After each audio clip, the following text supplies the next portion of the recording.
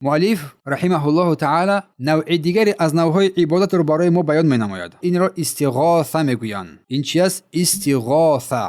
و استغاثه یکی از نوعهای عبادت به شمار می‌رود و صرف کردن آن در غیر الله سبحانه و تعالی شرک حسابیده می‌شود.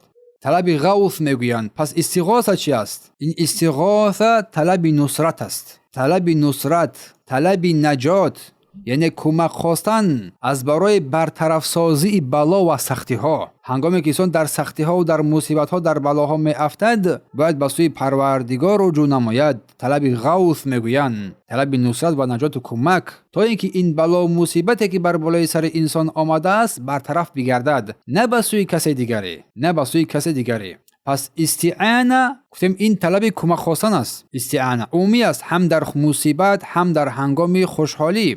و استعاذه پناه بردن به سوی الله سبحانه و تعالی، این که تو را محافظت نماید از ضررهایی که می آید. اما استغاثه مخصوص به وضعیت واقعی که شدید بر بالای سر انسان می آید، بلا و مصیبت ها، انسان در حال تنگی قرار می گیرد، این است که به سوی الله سبحانه و تعالی بنده باید در حال باز بگردد. و دلیل آن که استغاثه این هم عبادت است و این در غیر الله باید صرف نگردد، قول الله سبحانه و تعالی اذ تستغیثون ربکم فاستجاب لکم، آنگاه که شما به سوی پروردگارتان استغاثه، یعنی که درخواست کمک میکنید در شدت و در سختی ها، در حال الله سبحانه و تعالی برای اجابت شما این خواهد آمد. اذ گفت نه وقتی که هنگامی که تستغیثون ربکم، یعنی پناه به سوی الله میخواهید، پناهندگی بجویید، از الله درخواست طلب کمک مینمایید، در این سختی و شدت شما قرار دارید، فاستجاب لکم، در حال است که الله سبحانه و تعالی اجابت میکند. و این آیه کریمه مفسرین میفرمایند که هنگامی که در جنگ بدر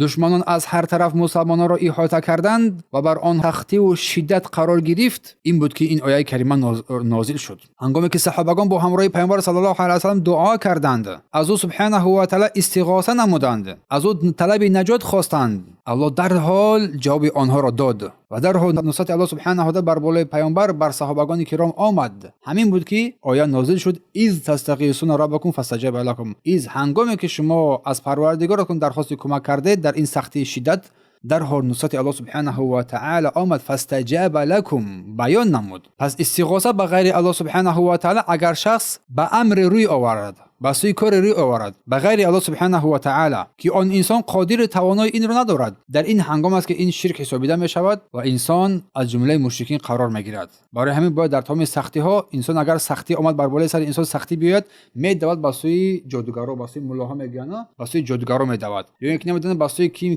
چی می دود. همه اینا از اعمال شرک است. باید تو به سوی الله سبحانه و تعالی برای بر بالای سر هر کسی مصیبت ها سختی ها می آید. اگر در این سختی ها تو به سوی پروردگار بازگشتی و طلب کمک درخواست کمک رو از اون نمودی، با صبر بروشی که بایی، البته که نصرت الله سبحانه و تعالی بر بالای سر شما می آید و انسان به اذن الله تعالی از جمله خوشبخت‌ترین بندگان قرار می گیرد. اما اگر کمک خواستن از انسانی باشد که وای در ظاهر قادر و تواناست، می تواند تو رو دست گیرد، یوریت نماید. مثلا انسان تشنه است، طلب درخواست آب می نماید در حالی که آب وجود دارد و اون کسی که تو رو می تواند آب بیارد کمک نماید، وای بر این قادر است. پس در این حالت از وای درخواست کمک کردن اشکال ندارد، چون در حالت تشنگی سختی قرار داری. این است. یا که دیگر به مثل این دیگر حالت‌های هم باشد، برای انسان در این حالت جایز است. کسی قادر است و توانا و حاضر است، از او درخواست کمک در سختی ها جایز است. به مثل این که انسان بیمار می شود، یک بیماری مخصوص می شود، به سوی طبیب مراجعت می نماید، به سوی طبیب مراجعت می نماید،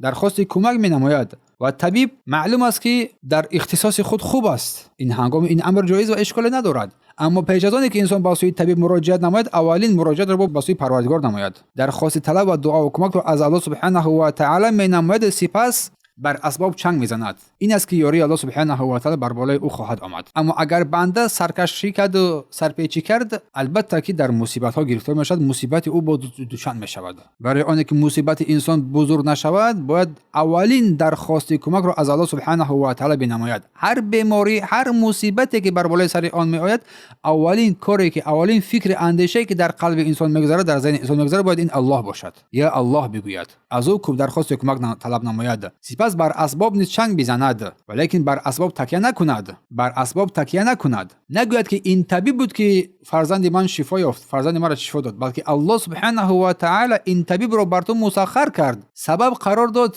که با واسطه آن فرزند تو شفا بیابد، ولی که شفا دهنده الله سبحانه و تعالی است. برای همین در حدیث قدسی ذکر میشد که اگر تمام مردم دنیا جمع شوند برای بخواهند ضرر برسانند نمیتوانند ضرر برسانند مگر اینکه الله بخواهد. اگر تمام دنیا جمع شوند بخواهند برای تو کمک برسانند نمیتوانند بر تو کمک برسانند مگر اینکه الله سبحانه و تعالی بخواهد. پس اگر استغاثه به غیر الله، درخواست کمک در سختی به غیر الله صورت گرفت، از شخص مرده، از شخص غایب، شخص قادر توانا نیست کمک خواست، پس این شرک حساب میشود. پس استغاثه بر انسان‌های زنده، حاضر، قادر که میتوانند امر جایز است. اما نقطه مهم در اینجا چیز؟ اول التجا از الله سبحانه و تعالی باشد، یا الله بگوید. این از استغاثه.